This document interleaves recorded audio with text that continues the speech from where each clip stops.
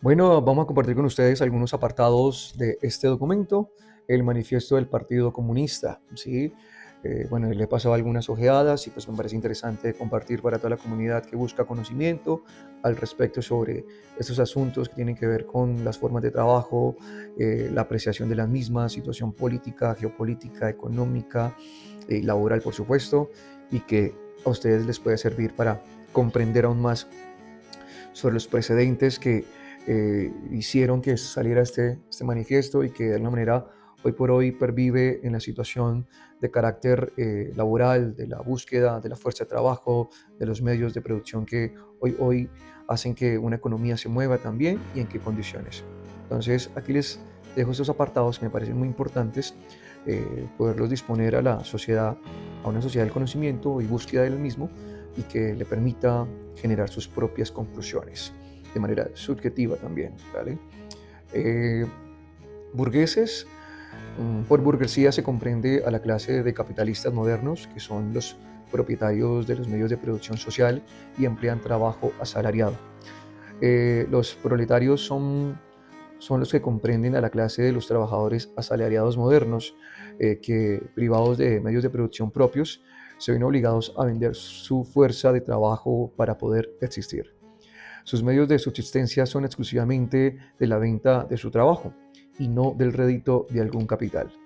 Es la clase cuya dicha y pena, vida y muerte y toda existencia dependen de la demanda de trabajo, es decir, de los periodos de crisis y de prosperidad de los negocios, de las fluctuaciones de una competencia desenfrenada. En pocas palabras, el proletario o la clase de proletariado es la clase trabajadora surgida desde el siglo XVIII hasta nuestro tiempo. Eh, la lucha de clases se entendía por aquel entonces hombres libres y esclavos, patricios y plebeyos, señores y siervos, maestros y oficiales, en dos palabras, opresores y oprimidos.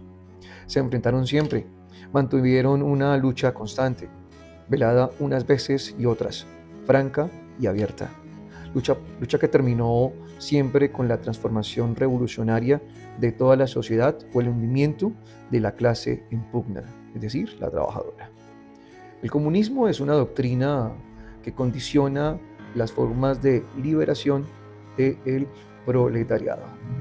El gobierno del Estado moderno no es más que una junta que administra los negocios comunes de toda la clase burguesa. Es decir, que a veces debemos entender que un gobierno no está supeditado solamente por las decisiones de quien lo lidera o quien está elegido, sino de quienes están en el contorno. Y en este caso, la burguesía siempre busca eso, influir, ¿no?, en las decisiones de Estado.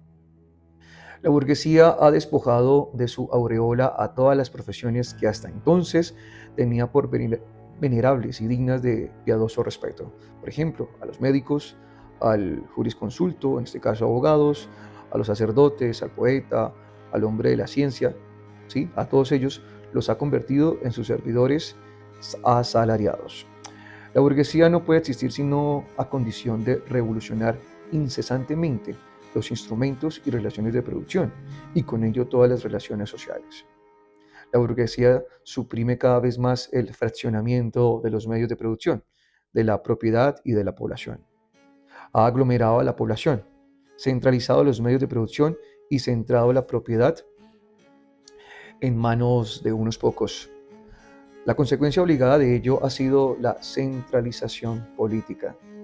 Las provincias independientes, ligadas entre sí casi únicamente por los lazos federales, con intereses, leyes, gobiernos y tarifas aduaneras diferentes, han sido consolidadas en una sola nación, bajo un solo gobierno, una sola ley, un solo interés nacional de clase y una sola línea aduanera. Es decir, allí hay preguntarse por qué los monopolios influyen mucho en decisiones ya sea conservadoras.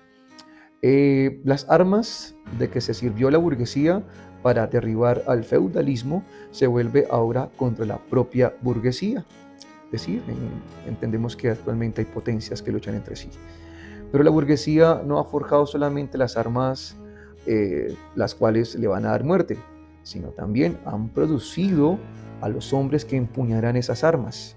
Los obreros modernos, entiéndase, soldados, también proletarios.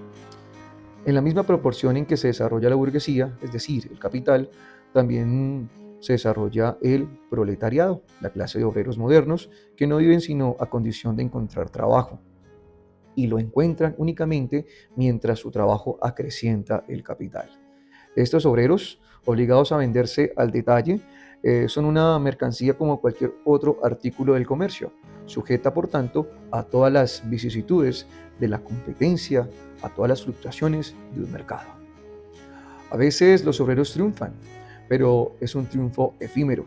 El verdadero resultado de sus luchas no es el éxito inmediato, sino la extensiva, ¿sí?, sostenibilidad de estos beneficios. De todas las clases que hoy se enfrentan con la burguesía, solo el proletariado es una clase verdaderamente revolucionaria. Los comunistas son el sector más resuelto de los partidos obreros de todos los países, el sector que siempre impulsa adelante a los demás. Teóricamente, tienen sobre el resto del proletariado las ventajas de su clara visión y las condiciones de la marcha y de los resultados generales de un movimiento proletariado. El objetivo inmediato de los comunistas es el mismo que el de todos los demás partidos proletarios: construcción de los proletarios en clase, derrocamiento de la dominación burguesa, conquista del poder político por el proletariado. Los comunistas resumen su teoría en esta fórmula única: abolición de la propiedad privada.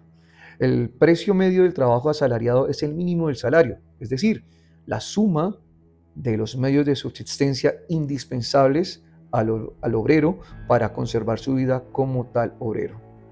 Por consiguiente, lo que el obrero asalariado se apropia por su actividad es estrictamente lo que le necesita para la reproducción o subsistencia de su vida. Para el burgués, su mujer no es otra cosa que instrumento de producción. Las ideas dominantes en cualquier época no han sido nunca más que las ideas de las clases dominantes. Siempre ha existido. El dominio, el monopolio es el que moviliza a veces a las sociedades. El progresismo también, pero a veces se desvirtúa. La revolución comunista es la ruptura más radical con las relaciones de propiedad tradicional. Nada extraño tiene que el curso de su desarrollo rompa de manera radical e inflexible las ideas tradicionales o conservadoras. El primer paso de la revolución obrera es la elevación del proletariado a clase dominante, la conquista de una democracia.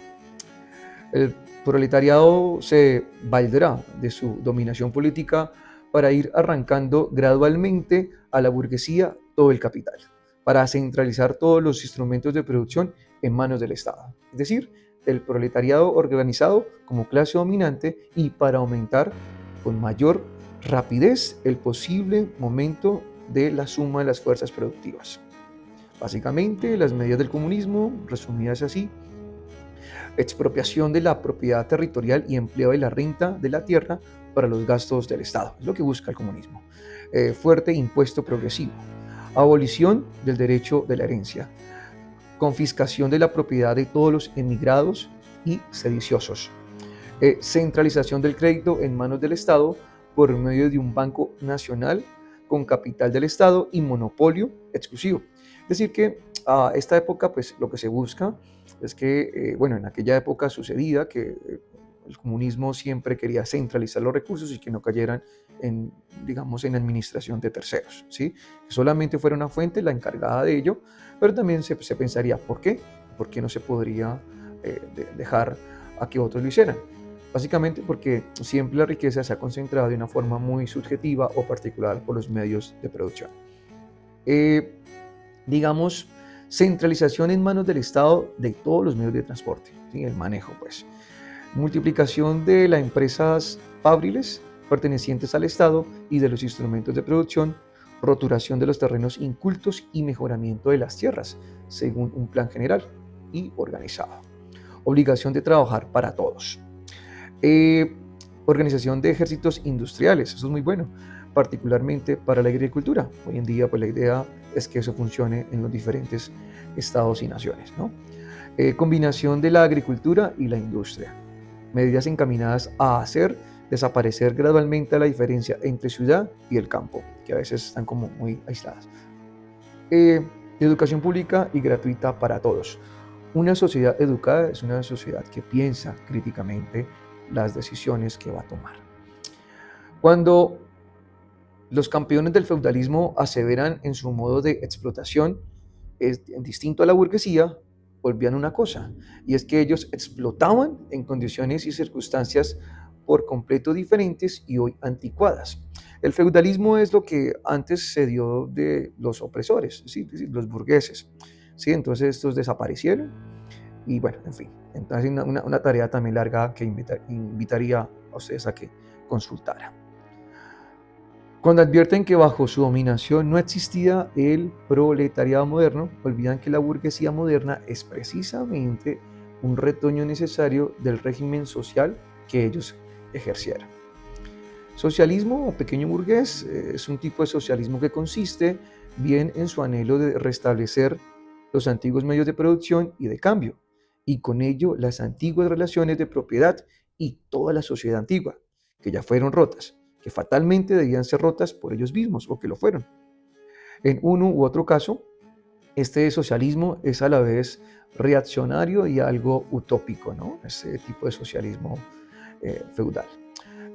Los comunistas luchan por alcanzar los objetivos e intereses inmediatos de la clase obrera, pero al mismo tiempo defienden también dentro del movimiento actual el porvenir y la sostenibilidad del movimiento comunista y también movimiento obrero.